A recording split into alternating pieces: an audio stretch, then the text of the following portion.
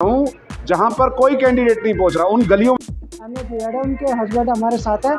में निगम पार्षद बनने के बाद रश्मि शर्मा के कोई चिंता नहीं है। यहाँ के जो विधायक बने हुए हैं, यहाँ के जो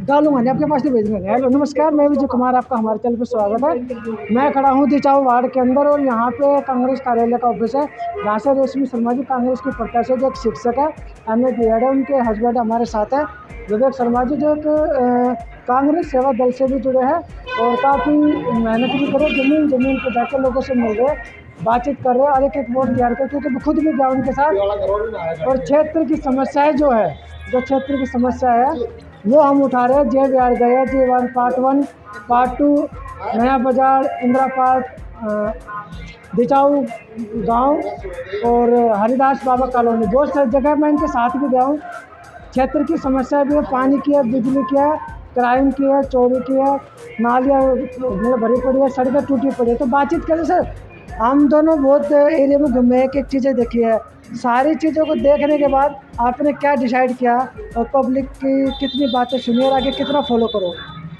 जो भी पब्लिक की समस्याएं हमारे पास आ रही है, मैं एक एक बात लिख रहा हूँ और भगवान ने चाहा तो जीत निश्चित मेरे को है।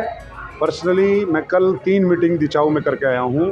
दिचाऊ एनक्लेव में, निर्मल विहार में बहुत अच्छा हुआ है, हमारा कैंपेन बहुत अच्छा चल रहा है, हमारी ग्राउंड पे टीम लगी हुई है। थोड़ी बहुत हो सकता है सोशल मीडिया पे हमारा इफ एंड बट हो, लेकिन मैं ये गारंटी से कह रहा हूँ जहाँ पर कोई कैंडिडेट नहीं पहुँच रहा, उन गलियों में पहुँचे हैं हम, उन मकानों में पहुँचे हैं, उन लोगों से मिले हैं, उनकी समस्याएं सुनी हैं। ऐसे ऐसे लोग मिले हैं कि आज तक हमारे पास कोई आया ही नहीं।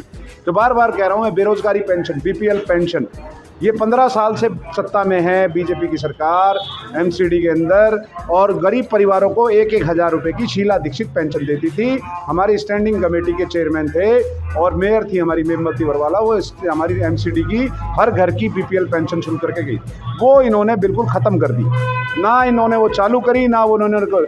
तो मैं ये पूरा वायदा कर रहा हूँ कि वार्ड 128 की दिचाऊ कला की जो जनता है, मुझे 30 नवंबर को मेरे परिवार को, कांग्रेस परिवार को, कांग्रेस को हाथ के पंजे पर चुनाव चिन्ह सोनिया जी की बात पर, राहुल जी की बात पर, देवेंद्र यादव जी की बात पर, सुषमा यादव जी की बात पर, समस्त जितने कार्यकर्ता हैं, जिला अध्यक्ष राजेश यादव जी की बात पर, श्रीमती रश्मि शर्मा, विवेक शर्मा को 3 नंबर का बटन दबा करके अगर भारी बहुमत से विजयी बनाते हैं तो मैं पहली कलम से, लोग कहते हैं कि मैं कह रहा हूं कि पहली कलम से अगर मुझे निगम पार्षद की पोस्ट मिली तो मैं पहले ही साइन से ये बीपीएल पेंशन जो रुकी हुई, मैंने फिर बार बार कह रहा हूं कि मैं अपने घर से फंड दूं या दिल्ली सरकार पर दबाव बनाऊं, कुछ भी करूं, बीपीएल पेंशन, गरीबी रेखा की पेंशन मैं हर घर में शुरू करूंगा। चाहे मुझे उसके लिए आंदोलन करना पड़े, चाहे मुझे खुद अपना घर, वो उससे अपने घर से पैसा देना पड़े। मैं निगम पार्षद बनने के बाद रश्मि शर्मा के, इसके बाद पहला काम। दूसरा काम, एमसीडी के स्कूलों में लड़कियों के लिए अलग से कंप्यूटर लैब शुरू कराएंगे, मैथ्स की लैब शुरू कराएंगे, इंग्लिश की लैब शुरू कराएंगे, लैंग्वेज लेबोरेटरी देंगे। लड़कियों और लड़कों के जो वजीफे रुके हुए हैं, फीस माफ़ी की जो बातें हैं, और जो वजीफे यानी स्कॉलरशिप कांग्रेस सरकार में आती थी, एमसीडी के स्कूलों में वजीफे दिए जाते थे, बड़ी बड़ी सहूलियतें दी जाती थी, वो सहूलियतें दोबारा से रिन्यू की जाएंगी, अपडेट की जाएंगी, ताकि लोग जो हैं, गरीबी जो लोग हैं, एमसीडी में अपने बच्चों को वो पढ़ा सकें। अपग्रेड करेंगे एक एक स्कूल को। लड़कियों की टॉयलेट की मैं बार बार समझा रहा हूँ, लड़के और लड़कियों के लिए टॉयलेट्स बेकार पड़े हुए हैं, उन टॉयलेट्स को रिपेयर किया जाएगा। उनकी समस्याओं को, लड़कियों को वर्दी का पैसा, सबका पैसा उनके उसमें डाला जाएगा। साथ ही साथ एमसीडी के जो कॉन्ट्रैक्ट के कर्मचारी हैं 25 साल पुराने, उनको पक्का किया जाएगा। साथ ही साथ जितनी गलियां, रोड, नाली टूटे हुए हैं, आपने भी देखा जगह जगह, ये केजरीवाल की सरकार जो दिल्ली में 10 साल रहेगी, कह रहे कूड़े के पहाड़ खत्म करूंगा। कौन से कूड़े के पहाड़? जय विहार में कूड़े के पहाड़ लगे हुए हैं, निर्मल विहार में कूड़े के पहाड़ लगे हुए हैं, नए बाजार में सड़कें टूटी हुई हैं, सीवर लाइन टूटी हुई है, गंदे नाली का पानी जो है लोगों के घरों में आ रहा है। कोई चिंता नहीं है।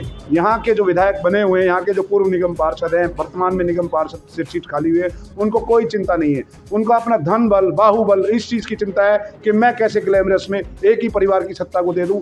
आज अपने परिवार के लोगों की ही टिकट लेकर के आई है। लेकिन कांग्रेस वो पार्टी है, एक आम आदमी, एक परिवार के सामान्य परिवार को कांग्रेस टिकट दे करके दी है। मेरा परिवार कांग्रेस का एक सामान्य परिवार है, शिक्षक परिवार से हूँ।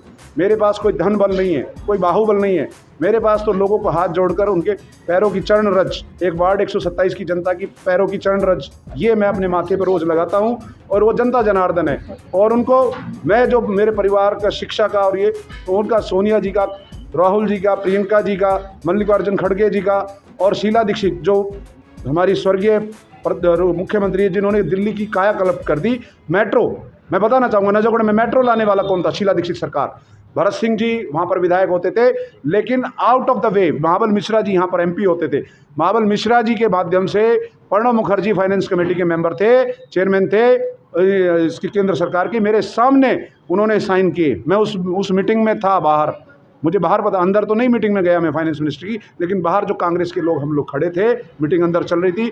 मेट्रो का जो फाइनेंस का काम करने का काम है वो कांग्रेस सरकार ने किया है। तो आज ये थे विवेक शर्मा जी, जो कांग्रेस के प्रत्याशी हैं यहाँ से, वार्ड 128 से, दिचाऊ कला वार्ड से, और इन्होंने घर घर जाकर लोगों से बातचीत की है और प्रचार भी किया है।